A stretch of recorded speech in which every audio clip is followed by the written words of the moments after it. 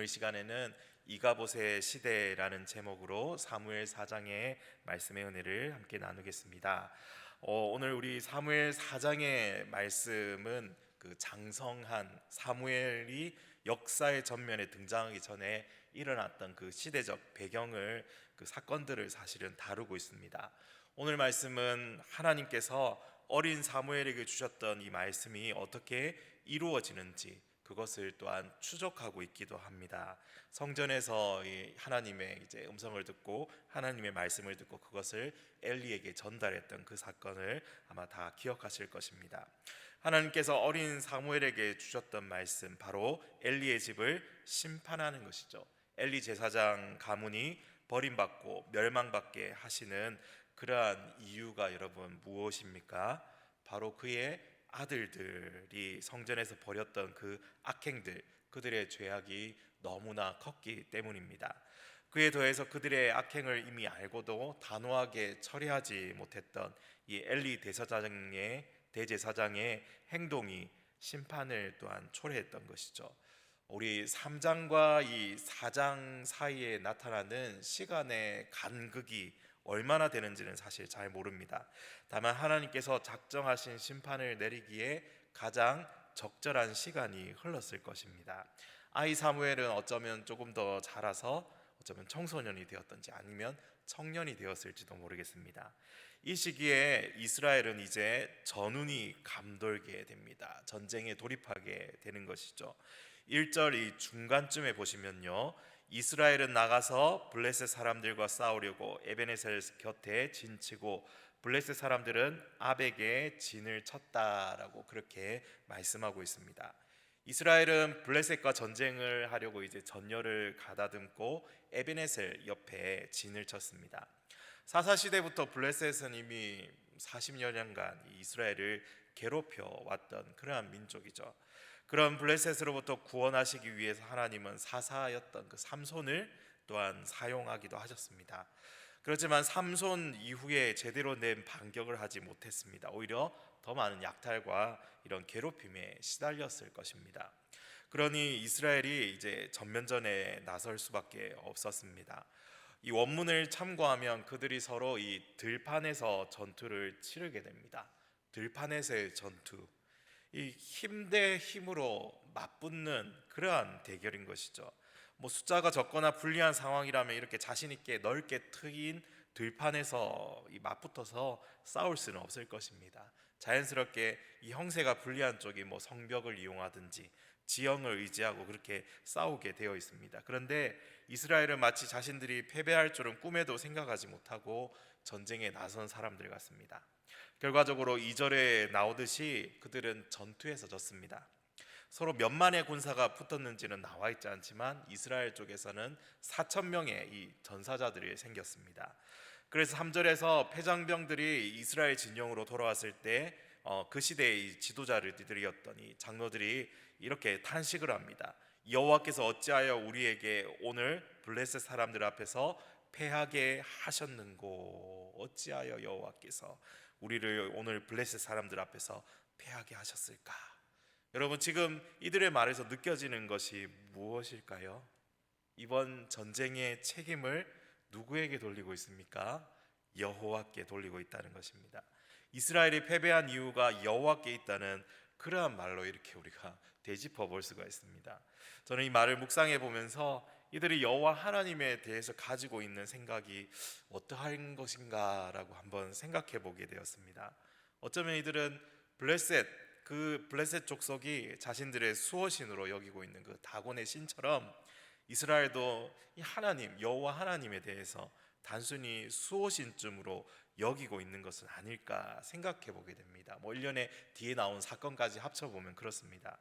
이 자기의 수호신에 대해서 늘 이 자신들의 필요를 채워주고 번영과 복을 꾹꾹 눌러 담아주는 그런 이 바알과 아세라 같은 다곤과 같은 그 정도의 급으로 생각하고 있는 것은 아닐까라는 의문이 듭니다. 여호와께서 어찌하여 우리에게 오늘 패하게 하셨는고? 사실 이런 말을, 비슷한 말을 했던 경우를 성경에서 또 찾아볼 수 있는데요, 그들의 이 조상들도 똑같은 말을 했던 겁니다. 여호수아 시대에 이 어떤 거냐면 아이성 전투 기억나시죠? 아이성에서 치렀던 그 전투, 거기서 패배하지 않습니까? 여리고성도 정복했던 그 이스라엘이 이 조그마한 아이성 전투에 패배하고는 여호수아와 이 지도자들이 탄식하면서 하는 말이 그겁니다. 여호수아가 가로되 슬프도소이다 주 여호와여 어찌하여 이 백성을 인도하여 요단을 건너게 하시고 우리를 아모리 사람의 손에 붙여 멸망시키려 하셨나이까. 좀 말은 길지만 어떻죠? 똑같은 말입니다. 사실 왜 하나님 하필 우리를 패배하게 하셨습니까? 지금 이 말인 것이죠. 여호수아와 사무엘 4장에 나오는 장로들의 말이 참 유사하게 들립니다. 마치 결과적으로 책임을 여호와께 돌리고 있습니다. 하지만 이 말 뒤에 그들이 어떻게 했는지 살펴보신다면 그들의 반응과 모습이 하늘과 땅 차이 나는 것을 또 우리는 여기서 이 차이점을 발견해 볼 수 있습니다. 여호수아와 장로들은 옷을 찢고 여호와의 궤 앞에 엎드려 머리에 티끌을 무릅쓰고 나아가 머물렀습니다. 하나님께서 당신의 뜻을 알리시기 전까지 겸손한 모습으로 기다렸던 것이죠. 오로지 하나님의 뜻을 알기 위해서 그들은 날이 저물도록 성막 앞에 엎드렸던 것입니다. 그들 맨 앞에서 여호수아가 이렇게 기도합니다. 주의 크신 이름을 위하여 어떻게 하시려나이까. 반면에 사무엘 세대가 오기 전 이스라엘의 모습은 어떠합니까? 여호와의 궤가 있는 실로에 가서 그 앞에 옷을 찢고 무릎을 이 티끌을 무릅쓰고 엎드려서 여호와의 뜻을 물어보았을까요? 아니었습니다. 이 3절 중간쯤에 보시면요, 여호와의 언약궤를 실로에서 우리에게로 가져다가 우리 중에 있게 하여 그것으로 우리를 우리 원수들의 손에서 구원하게 하자 하니. 완전히 다르죠. 완전히 다릅니다. 만약 저에게 이 3절 다음에 이 문장을 쓸 수 있는 기회를 주신다면은 아마 이렇게 더 해보고 싶습니다. 그 리더들은 하나님께 전혀 묻지도 회개도 아니하고 자기 소견에 옳은 대로 결정하였더라. 이 성경에 없는 내용입니다. 하지만 이런 마음이 또 느껴집니다. 그들이 결정한 것이 무엇입니까? 여호와의 언약궤, 곧 실로에 있는 그 법궤를 우리 군대 앞에 세우고 전쟁터로 나아가자. 우리가 여호수아 시대를 재현해 보자. 그때 법궤가 요단강물을 가르고 가나안 족속들을 얼마나 멋지게 물리쳤는가. 와, 그거 좋은 생각입니다. 그러면서 자, 우리 함께 어서 실로에 사람을 보내어서 법궤를 가져옵시다. 아무도 이 의견에 반대하지 않았습니다. 모두가 한 마음 한 뜻으로 얼른 이 법궤를 이스라엘의 진영으로 가져오기를 기대했던 것이죠. 만약 이 시대에 여호수아와 갈렙 같은 하나님의 편에서 생각하는 리더가 한 사람이라도 있었다면, 만약 이 시대에 하나님 앞에 엎드릴 수 있는 한 사람의 리더가 있었다면 전쟁의 결과는 아마 바뀔 수도 있었을 것입니다.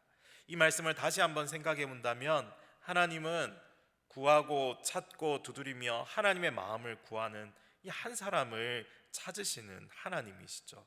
그리고 그 사람을 통해서 일하시는 하나님이심을 다시 한번 생각해 보게 됩니다. 성경을 통해서 보여주는 하나님의 사람들의 모습, 너 하나님의 사람아, 우리 지난번에 들었었죠. 앞으로 등장하게 될 이 사무엘도 그렇지만 하나님께서 구하시는 모습이 바로 이런 것인 것 같습니다. 하나님의 뜻을 구하며 찾는 사람. 이 사무엘상 4장이 사실 은근히 그러한 사람을 사실 기대하게 만듭니다. 사실 이스라엘이 이 전쟁에서 승리할 수 있는 방법이 하나가 있습니다. 법궤를 앞세워 싸움으로 나가는 게 아니라 여호와 하나님 앞에 엎드려 구하는 겁니다. 하나님의 뜻을 구하는 것이죠.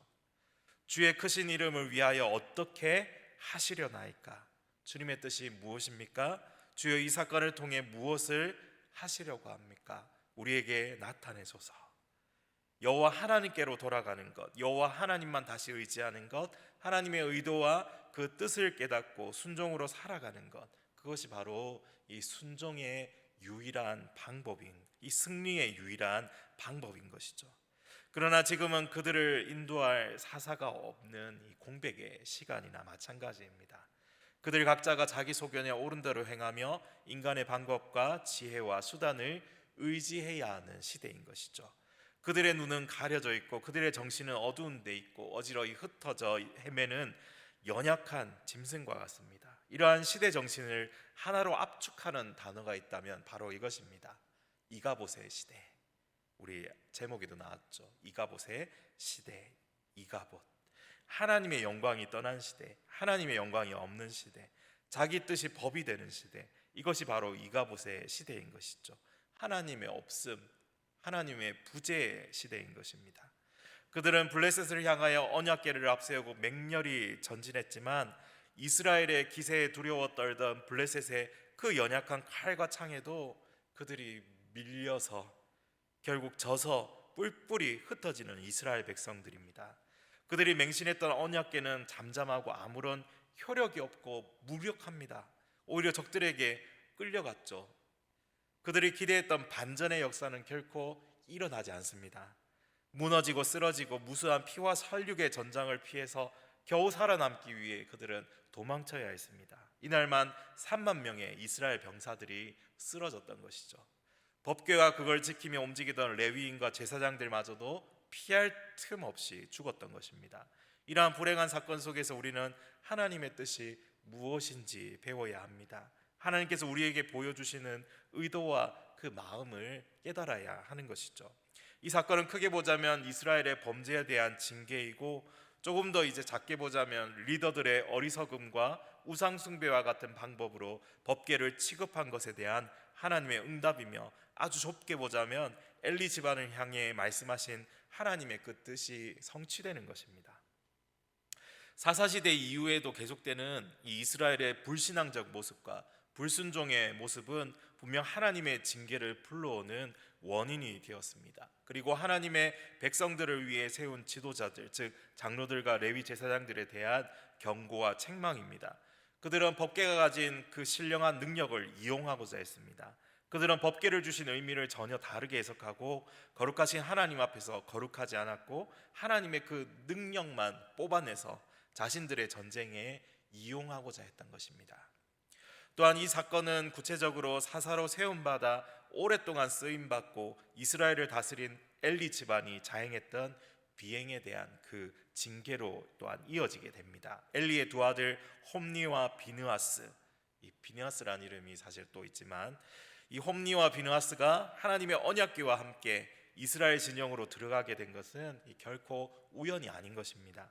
마치 우연인 것처럼 보이지만 하나님 하시는 일에는 우연이 결코 없습니다. 하나님은 사무엘을 통해서 말씀하신 당신의 뜻을 반드시 이루어 가시죠. 또 사무엘상 2장에 보면 이름을 남기지 않는 무명의 하나님의 사람이 엘리에게 찾아온 장면이 나오죠. 거기서 그가 엘리에게 여호와의 말씀을 전했을 때 했던 말이 이제 또 성취되는 것입니다. 연결되죠. 다 무명의 선지자가 와서 한 말이 이렇습니다. 내 두 아들 홈니와 비느하스가 한날에 죽으리니 그 둘에 당할 그 일이 내게 표징이 되리라.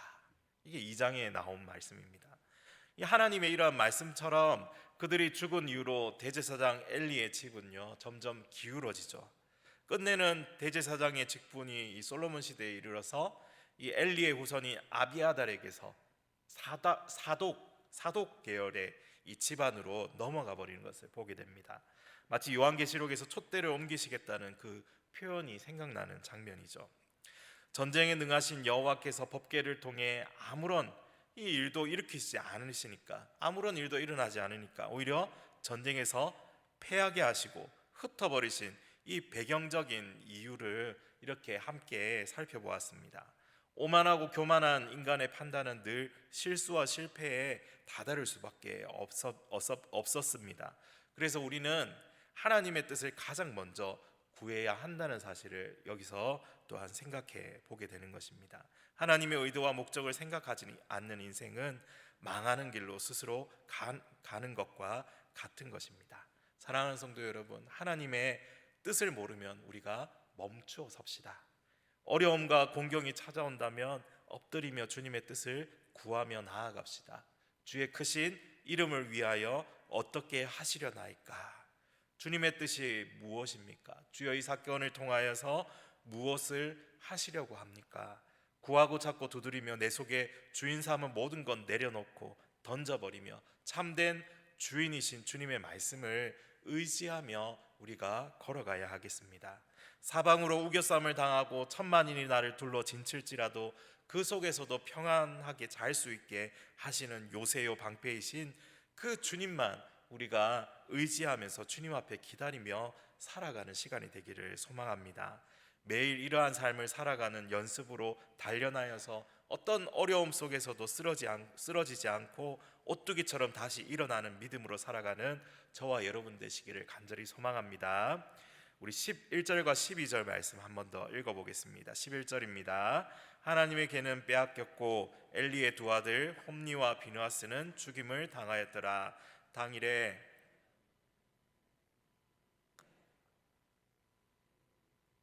자기의 머리에 티끌을 덮어쓰고 실로에 이르니라. 아멘. 그들이 그렇게 의지하고 기대했던 하나님의 궤는 아무런 효력을 주지 않았고, 얼마나 이 급박하게 전세가 뒤집어졌는지 미처 그 언약궤를 챙기지 못했습니다. 언약궤가 있는 자리까지 밀고 들어온 블레셋의 병사들이 그걸 지키던 제사장과 레위인들을 죽였습니다. 그 중에 엘리의 두 아들 홈니와 비느하스가 있었죠. 결국 이 두 번의 전투를 치르면서 3만 4천 명의 이스라엘 병사들이 죽어났습니다. 하나님의 영광과 능력과 거룩한 언약과 임재를 상징하는 그 법궤는 경건치 못한 이방 족속의 손에 떨어지게 되어버렸습니다. 빼앗겨 버린 것이죠. 하나님의 임재를 상징하는 언약궤가 한낱 전리품, 승리의 상징이 되어서 이 다곤의 신전에 바쳐지는 그러한 이 곤란을 겪게 되어버리고 만 것입니다. 패잔병들에 의해서 전쟁의 소식이 하나둘씩 이스라엘 성읍에 전해졌고 실로에 있는 성막에까지 전달되었습니다. 패잔병 하나가 소식을 전하기 위해서 실로까지 왔던 것이죠. 이 사람은 베냐민 사람이라고 기록되어 있는데 이 거리가 거의 한 30km 정도 되는 이 하프 마라톤보다 조금 더 뛰어서 그날 이제 왔다고 보시면 되겠습니다. 당시에 엘리는 하나님의 궤로 인해서 성문 옆에 앉아 있었습니다. 여기서 엘리는 언약궤로 인해서 두려워 떨고 있었음을 우리가 생각해 볼 수 있습니다. 그 역시도 언약궤를 가지고 가는 것에 대한 확신이 없었음을 추측해 볼 수 있습니다. 과연 이 법궤만으로 블레셋과의 전쟁에서 이길 수 있을까? 그 속에 불안함이 싹트는 것은 이 일이 하나님의 뜻이 아니었기 때문이죠. 그 속에 이 평안의 마음이 없으면 결과적으로 하나님께서 그에게 평안한 마음을 전혀 주시지 않았기 때문입니다. 즉 그가 떨고 두려워하는 것은 하나님을 떠나 살아가는 인간 본연의 모습을 보여주고 있습니다. 그가 98년을 살아왔고 장수하며 사사로 제사장으로 이스라엘을 다스렸지만 지금의 그는 눈이 어두워 보이지 않았고 판단력은 흐려졌고 그의 몸은 비대해졌습니다. 또한 성경은 그의 육신의 눈만 말하지 않고 그의 영적인 안목까지도 쇠퇴했음을 시사하고 있습니다. 이런 상태였기에 당시에 아들들의 이 악행과 비행에도 아무런 대책을 강구하지 못했고 제대로 책망하고 다스리지 못하며 그냥 방치해 두었던 것입니다. 오늘날 우리도 마찬가지일 것입니다. 영적인 안목이 어두워져서 분별하지 못한 채 약한 상황을 방치하며 살아간다면 우리는 엘리와 닮은 모습으로 살아가는 것입니다. 만약 우리 눈이 갑자기 보이지 않는다면 우리는 어떻게 하겠죠? 열일을 제쳐두고 병원으로 달려갈 것입니다. 눈에 좋다는 오메가3도 먹고 루테인도 먹고 안경도 새로 맞추고 수술도 생각해 보게 될 것입니다. 눈이 나빠지고 보이지 않으면 그 불편함을 이루 말할 수가 없습니다. 그래서 무엇보다도 다른 모든 일보다도 우선적으로 챙길 것입니다. 그런데 우리가 영적인 안목이 점점 흐려진다면 어떡할까요? 영적인 안목이 흐려져서 하나님의 거룩한 일을 알지 못하고 죄를 그대로 방치하며 살아간다면 얼마나 이 안타까운 일이겠습니까? 이렇게 안타까운 일이 발생하지 않도록 우리가 마치 눈이 안 보일 때 하는 것처럼 우리는 깨어 있어야 하겠습니다. 말씀을 읽고 읽는 그 습관과 기도하는 습관, 그리고 날마다 성령님을 우리 마음에 모시고 살아가는 그 경건의 연습을 늘 애쓰고 힘쓰고 살아가면서 부단히 깨어있기 위해서, 이 영적인 안목이 살아있기 위해서 우리가 힘쓰고 애써야 한다는 것이죠. 사랑하는 성도 여러분, 말씀 속에서 기도 속에서 날마다 성령님을 우리 마음에 모시고 살아갈 때 주님께서 우리에게 참된 분별력과 영적 안목의 능력을 주시는 줄 믿습니다. 그래서 죄와 헛된 것을 분별하고 날마다 그리스도의 장성한 분량에 이르도록, 충만한 데까지 이르도록 온전해지는 우리 모두가 되어지기를 간절히 소망합니다. 엘리가 성문 옆에 의자에 기대어 앉아있을 때 소식을 전하기 위해 달려온 베냐민 사람, 이 사람을 결국 만났죠. 그를 통해서 이제 소식을 듣는데 많은 사람이 죽었고 그의 두 아들도 사망했다는 소식을 듣고 마지막에는 하나님의 괴를 빼앗겼다라는 것을 들으면서 결국 견디지 못하고 놀라움과 경악 속에서 엘리가 뒤로 넘어지고 맙니다. 결국 목이 부러져 죽었습니다. 사사가 된 지 40년째 되는 해에 유종의 미가 없었습니다. 그의 40년의 마지막은 이렇게 어이없는 죽음으로 마무리되게 되었던 것이죠. 여기에 더해서 사장은 마지막 이야기를 더하고 있습니다. 바로 엘리의 며느리 비느하스의 아내 이야기입니다. 그녀는 임신하여 해산할 때가 다 되어 이 소식을 듣게 됩니다. 그리고 갑자기 배가 아파서 몸을 구부려서 이 아이를 해산하게 이제 낳게 되죠. 큰 슬픔 속에서 이제 겪는 그 해산이었는지 이 난산이었습니다. 나라가 전쟁에 패한 소식, 남편이 죽었고 이 시아버지 엘리가 죽었고 그리고 법궤가 빼앗긴 모든 이야기를 들은 그녀에게 큰 충격 속에서 서서히 죽어가게 됩니다. 곁에 있던 다른 여인이 아들을 낳았다고 하지만 아무런 감흥, 아무런 이 반응이 없습니다. 그런 그녀가 마지막 남긴 말이 무엇입니까? 아이 이름을 지었는데 바로 이가봇이라고 지은 것입니다. 영광이 이스라엘에서 떠났다라고 말하고 죽은 것이죠. 이가봇의 뜻은 영광이 어디 있느냐라는 의미입니다. 영광이 어디 있느냐. 하나님의 괴를 빼앗기고 시아버지 남편이 동시에 죽은 이때에 모든 소망은 끊어졌기에 슬픔 가운데 눈을 감았던 것이죠. 엘리의 죽음과 연속된 며느리의 죽음이 담고 있는 이 이야기의 핵심에는 법궤가 빼앗겼다는 충격적인 내용이 있습니다. 법궤의 부재는 그들에게는 하나님의 부재를 뜻합니다. 그래서 하나님의 영광이 이스라엘을 떠났다고 표현한 것이죠. 법궤를 빼앗김으로 하나님께서 이스라엘을 떠나신 것으로 본 것입니다. 그들에게는 그야말로 이 종말이었던 것입니다.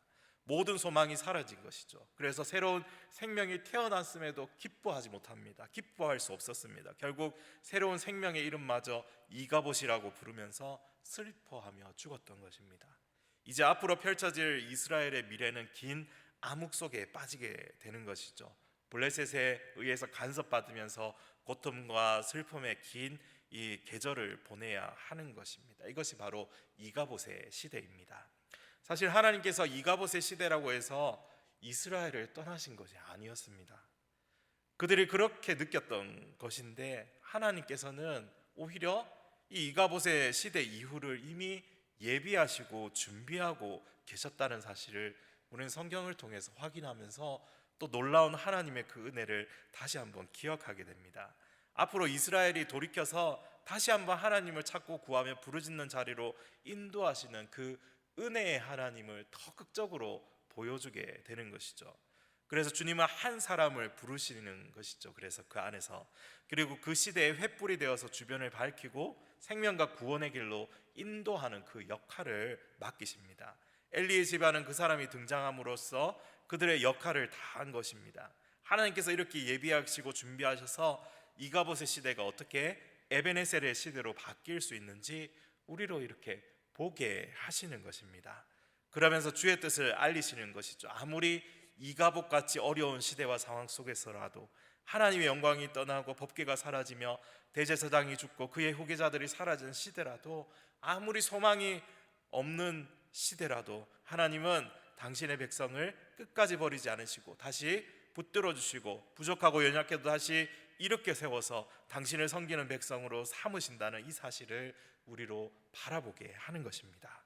부족하고 연약한 우리의 인생일지라도 하나님께서 아무런 일을 하시지 않는 것 같은 그 진공의 시대, 이가봇의 시대를 살면서 절망이 가득하고 허덕이는 현실이라 할지라도 여전히 우리에게는 소망이 있다는 사실을 기억하라고 하십니다. 처음부터 끝까지 하나님을 믿는 자들의 소망이 되시고 구원이 되시며 이 능력이 되십니다. 당신의 자녀를 끝까지 붙들어 주시는 은혜와 긍휼이 풍성하신 우리 하나님이시죠. 그뿐만 아니라 우리에게는 영원한 임마누엘로 함께 하시는 예수님이 계시고 우리를 붙들어 주시는 성령님이 우리 안에 내주하고 계십니다. 사랑하는 성도 여러분, 지치고 고난 인생을 살아가면서 오늘 이 말씀을 붙들고 또한 기억하시기를 바랍니다. 가장 절망적인 상황이 찾아온다 할지라도 하나님은 여전히 우리의 소망이 되십니다. 아무리 둘러봐도 하나님께서 살아계시지 않는 것 같은 그런 연속적인 상황 속에서도 온 세계는 주님께 속한 곳입니다. 내 인생을 향한 하나님의 계획이 실패한 것 같고 패배한 것 같으나 주님은 지금도 여전히 일하고 계시는 하나님이십니다. 절망과 좌절의 이가봇의 시대를 앞으로 올 은혜의 자리 에베네셀의 시대로 능히 바꾸실 하나님을 믿고 기대하며 기도하며 기다리기를 소망합니다. 우리에게 구원자 예수 그리스도를 예비하시고 보내어주신 그 하나님의 크신 사랑과 그 뜻 안에서 어떤 상황이 찾아와도 믿음으로 견디며 인내하면서 하나님의 인도를 구하는 그러한 멋진 성도로 이 자리를 지켜가시기를 간절히 소망합니다.